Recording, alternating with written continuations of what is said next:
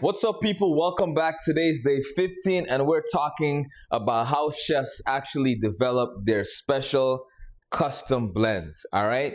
And since yours truly is a chef, let's jump right into it. All right. So, the first thing you need to realize is that awesome chef blends are not really created as much as they're engineered, right? It's when you're able to get into the mind of a chef, you're able to balance flavors, you're able to bounce sweet off of salty, umami, you're able to bounce bitterness, smokiness, all these intricate flavors. You're able to find that sweet spot so that way when they combine, they create this wow factor. So before chefs start to create blends, we come up with these different flavor profiles. How do we want this spice to be, this blend to be? Do we want it to be deep and savory? Do we want it to be bright, citrusy? Do we want it to be smoky, bold?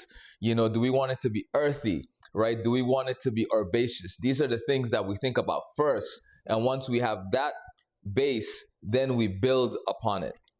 So you want to build a base that is your foundation, right? This is what carries everything. So I'm talking your onion powder, your garlic powder, your pepper, white or black pepper, some kind of umami, which will be like a mushroom powder of sorts, a smoked powder, right? This becomes your base where you're now able to, build on, right? In terms of, do you want to go earthy? Do you want to go sweet? Do you want to go spicy?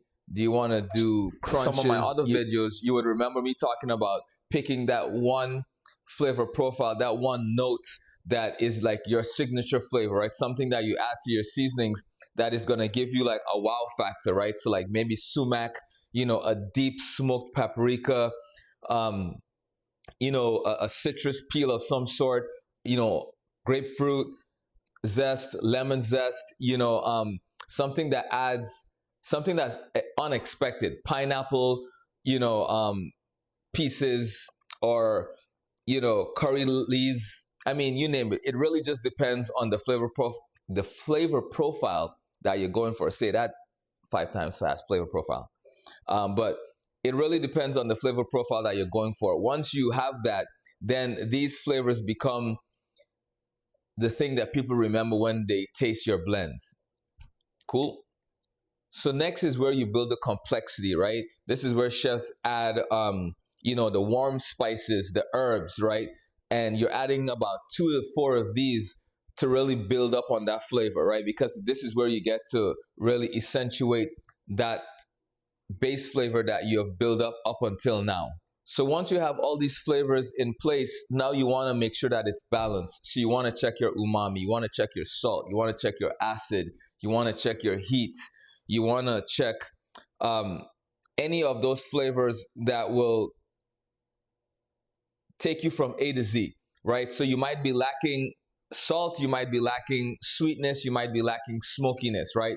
But ultimately, you, as you're creating this, will know what that flavor you're missing is. Is it more salt? Is it more citrus? Is it more earthy tones? Is it more warming tones? It really just depends on what you're creating. But this is a great place to start because this allows you to really build up onto a place where once you mix it together, you have something that's really memorable, something that's enjoyable, but not overpowering, right? And always remember that you want to start little and add on. You don't want to start with a whole bunch at once and then try to fix it, right? Always go in increments, small increments, and then build that flavor up. So this way you can really control the heat, the spiciness, the saltiness, the sweet, the umami, the bitter, the smoky. You can control all of that by adding little bits at a time. So for the fun part, once this is done, you get to test it on different things and try it on multiple things. Try it on, for me, I'm vegan. So I'm going to tell you, try it on all your vegetables, on all of your tofu, your plant roast, try it on popcorn, try it on roasted corn, try it on sweet potatoes. I love baking potatoes, adding some, vegan butter on there and then just sprinkling on some of my seasonings. It's amazing, especially like my Asian barbecue. It's killer. So try it with different things. just to see what that flavor is like. Try it on hot food, try it on cold food, and see how it interacts with the food, right? Hit it with a splash of fresh citrus juice, get some oil really hot, splash it in there, mess around with the flavors, mess around with the applications of adding the seasonings, and see what it tastes like. For those of you who watch Natural Libre, see what it tastes like.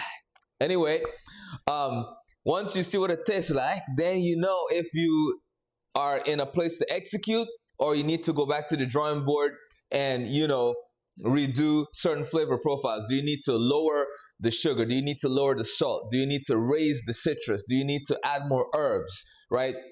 These are the things you need to check out, and that's how you really build flavor as a chef. That's how I build my flavor. That's how my seasonings are always bomb, baby. Hence the label Flavor Bomb. All right, that's it. This is Chef Ed. I'm out. Until next time, like my favorite mentor says, stay blessed by the best. I'll see you next time. Woo! Nailed it. Yes.